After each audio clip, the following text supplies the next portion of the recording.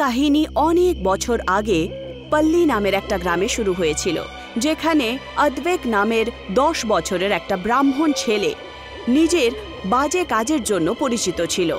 প্রায়শই গ্রামে কিছু না কিছু অশুভ কাজ হতো, কখনো ফসল খারাপ হতো, বিনা মরশুমে বৃষ্টির কারণে বন্যা আসা, আর এরকমই অনেকগুলো জিনিস গ্রামে হচ্ছিল। আর এই সব কিছুর দোষ অদ্বৈতের ওপরে যাচ্ছিল। সেই কারণে একদিন গ্রামের এক ব্যক্তি তাকে শিক্ষা দেওয়ার জন্য ভাবে, আর রাত্রিবেলায় অদ্বৈতের পিছু করতে শুরু করে। অদ্বৈত আগে আগে পালাচ্ছিল, আর ওরা দুজন পেছনে পেছনে হাতে দা নিয়ে তার পিছু করছিল। অদ্বৈত ওদেরকে আওয়াজ দেয় আর তাদেরকে জিজ্ঞাসা করে, কেন আমার পিছনে কেন পড়ে রয়েছো? কারণ তোর জন্যই এই গ্রামে অভিশাপ এসেছে। একজন ব্রাহ্মণ হয়ে কালো জাদু করতে তোর লজ্জা করে না? অদ্বৈত ক্লান্ত হয়ে বট গাছের নিচে দাঁড়িয়ে পড়ে, আর দুজন ব্যক্তি তাকে ঘিরে দাঁড়ায়। আমি তো সেটাই করি যেটা আমার ইচ্ছে হয়। তাহলে আমিও সেটাই করব যেটা আমরা করতে পারি, এই গ্রামটাকে অভিশাপ থেকে মুক্ত করার জন্য। গ্রামটাকে রক্ষা করার জন্য একটা বলি তো আমরা দিতেই পারি। দুজন ব্যক্তি অদ্বৈতকে ঘিরে দাঁড়ায় আর নিজের দা দিয়ে তাকে চিরফাড় করে দেয়। অদ্বৈতের রক্ত বট গাছের লেগে গেছিল। দুজন ব্যক্তি একটা 10 বছরের বাচ্চাকে মারার পর শান্তি পাচ্ছিল। দুজন ব্যক্তি ওখান থেকে চলে যায়। একটা তেজ হাওয়ার ঝোঁকা বট গাছের কাছ দিয়ে বয়ে যায়। দুজন ব্যক্তি পেছনে ঘুরে দেখে আর দেখতে পায় যে অদ্বৈতের লাশ সেই বট গাছের নিচ থেকে উধাও হয়ে গেছে। আরে লাশটা কোথায় গেল? এখানেই তো কোথাও থাকতো। আরে কোথায় গেল? বট গাছ থেকে কালো ধোঁয়া আসতে শুরু করে, আর একটা ভয়ঙ্কর রাক্ষস গাছের বাইরে বেরিয়ে আসে, যার চেহারা দেখে আত্মা কেঁপে ওঠে। অদ্বৈত আর ব্রহ্ম রাক্ষসে বদলে গেছিল।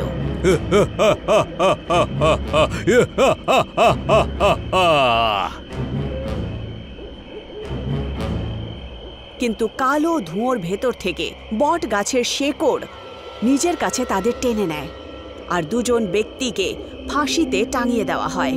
পনগের গ্রামের এই কাহিনী অনেক পুরনো, অনেক বছর পুরনো। আর যেভাবে যেভাবে সময় কাটতে থাকে সেইভাবেই গ্রাম এই কাহিনী ভুলে যেতে থাকে, কিন্তু সেই বট গাছ আজও সেখানেই আছে। 37 বছর পর সোনাম নামের একটা মেয়ে নিজের মা প্রীতির সাথে থাকত। বাবু সোনাম, এটা তোর তৃতীয় সম্বন্ধ, যার জন্যে ছেলেরা মানা করে দিল। তাহলে মা কি করব বলো, যদি আমি মাঙ্গলিক তো? হ্যাঁ, ঠিক বলেছিস, তোরই ভুল। আমার কি ভুল?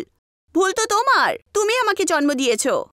দুজন কথাবার্তা বলছিলই, তক্ষুনি তাদের প্রতিবেশী মমতাও তাদের বাড়িতে চলে আসে। কি হয়েছে? আবার সম্বন্ধ ভেঙে গেল নাকি? হ্যাঁ, ভাঙবেই তো। জানি না কি পাপ করেছিলাম যে ও আমাদের জীবনে এলো। একটা উপায় এনেছি তোমার জন্য। কিরকম উপায়? যদি মেয়ে মাঙ্গলিক হয় তাহলে তার বিয়ে বটগাছের সাথে করিয়ে দেওয়া উচিত। কুম্ভ বিবাহ বলে একে। তারপর যখন সম্বন্ধের জন্য যাবে তখন ওখানে বলে দিও যে ওর কুম্ভ বিবাহ হয়ে গেছে। হ্যাঁ, কি বলছো তুমি? সত্যি? মমতার কথা শুনে সোনমের দিকে তাকায় আর বলে, এ সোনম বাবু, চল আবার কানের ঝুমকো পরে নে তো। কেন? বিয়ে করাবো তোর। কার সাথে? গাছের সাথে। চল তাড়াতাড়ি কর। সোনম নিজের মায়ের কথা ইয়ার্কি ভাবে, কিন্তু একটা ভালো মেয়ে হওয়ার দরুন সে নিজের মায়ের কথা শুনে নেয়। আর নিজের মা কৃতি আর প্রতিবেশী মমতার সাথে গ্রামের বটগাছের নিচে চলে যায়। মা, আমরা এখানে কি করছি? বলেছিলাম তো তোর বিয়ে গাছের সঙ্গে করাবো, মাঙ্গলিক না তুই। কি? সোনমের পায়ের নিচে থেকে মাটি সরে যায়, কিন্তু নিজের মায়ের কথা শুনে সে সহমতি জানায়। মমতা সুতো গাছ দিয়ে বেঁধে দেয় আর সোনমকে সুতোটা ধরতে বলে। এই নে, এটা ধরে নে আর ফেরা লাগানো শুরু করে দে। সোনম যেই মাত্র সুতোটা ধরে সে একটা দৃশ্য দেখতে পায়, যেখানে বট গাছ তো ছিল কিন্তু তার উপরে পাতা ছিল না। সোনমের চেহারায় ভয় ছিল। মা, আন্টি, কোথায় তোমরা সবাই? সোনম বট গাছের ভেতর থেকে একটা আওয়াজ শোনে। এখানেই আছে তারা। আর দেখতে পায় যে তার মা কৃতি আর প্রতিবেশী মমতা গাছের ফাঁসিতে ঝুলে আছে। দৃশ্য দেখা মাত্রই সোনমের চোখ ছানা বড়া হয়ে যায়। সোনম জোরে জোরে চিৎকার শুরু করে।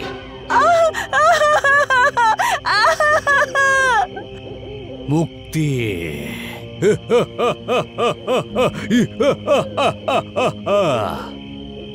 বাবু, বাবু সোনম। সোনমের জ্ঞান ফিরে আসে, তার চোখে জল ছিল। কি সোনা, গাছের সঙ্গে বিয়েই তো করাচ্ছি, তুই তো গ্রামে পুরো নাটক করছিস রে। কি হয়েছে সোনম? কিছু না, খারাপ স্বপ্ন ছিল বোধহয়। হায়, দাঁড়িয়ে দাঁড়িয়ে স্বপ্ন দেখছে। সোনম নিজের 7 ফেরা গাছের সাথে নিয়ে নেয় আর প্রথা অনুযায়ী গাছের সাথে বিয়ে করে নেয়। কিছুদিন পরই মমতা নিজের শ্বশুরবাড়ির কাজে সোনমের জন্য একটা সম্বন্ধ নিয়ে আসে। ছেলেটার নাম ছিল মোহন, যে সোনমকে প্রথম দৃশ্যতেই পছন্দ করে নেয়। এখন সোনমের কুম্ভ বিবাহ হয়ে গেছিল, তাই তার মাঙ্গলিক হওয়া বিবাহের কারণ ছিলই না। দুজন পরিবার বিয়ের তারিখও ঠিক করে নেয়। রাত হওয়ার পর মমতা নিজের বাড়িতে ফেরে। যেইমাত্র সে বাড়িতে ঢোকে, সে একটু আশ্চর্য রকম বোধ করে। এরকম আশ্চর্য হাওয়া আজ আমাদের বাড়িতে কি করে?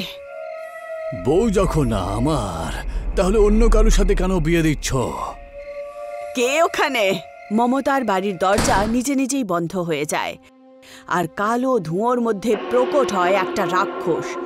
আমাদেরকে ছেড়ে দাও, আমি কি করেছি? সোনাম লাগবে আমার, আমার বউকে আমার লাগবে। নিয়ে যাও, নিয়ে যাও ওকে, আমি জানতাম না যে ও তোমার বউ। রাক্ষস মমতার উপর হামলা করে দেয় আর তাকে তারই বাড়িতে ঝুলিয়ে মেরে ফেলে। দিন কাটতে থাকে আর সোনমের বিয়ের তারিখ চলে আসে, আর তার বিয়ে মোহনের সাথে হয়ে যায়। কৃতি নিজের বান্ধবী মমতার যাওয়ার আফসোস করছিল, কিন্তু জীবন চলতেই থাকে। একদিনও বিরতি করল না আর তার বিয়ে হয়ে যায়। বিয়ের পর সোনম নিজের শ্বশুর বাড়ি যায় আর কৃতি নিজের বাড়ি ফিরে আসে, যেখানে সে এখন একাই ছিল। আমার মেয়ের বিয়ে হয়ে গেছে মমতা, কিন্তু তুই এলি না। জানি না কেন তুই আত্মহত্যা করলি, কেন আমায় একা ছেড়ে দিলি? যখন সে নিজের সাথে কথা বলছিল, তক্ষুনি সেই সময় তার বাড়ির দরজায় কেউ ধাক্কা দেয়। এত রাতে আবার কে আসলো? কৃতি দরজা খুলে দেয়, কিন্তু সামনে কেউ ছিল না। ব্যাস একটা বাক্স ছিল, যেটা তার দরজার রাখা ছিল, যার মধ্যে রক্ত দিয়ে লেখা ছিল, আশীর্বাদ দেবেন, পা ছুলাম। কৃতি বাক্স খুলে দেয় আর তার মধ্যে থেকে একটা মঙ্গলসূত্র বাইরে বেরিয়ে আসে। মঙ্গলসূত্র? একবার আবার কালো ধোঁয়া চলে আসে আর তার মধ্যে দিয়ে আবার রাক্ষস বেরিয়ে আসে। শোনো মা, শোনো মা। না।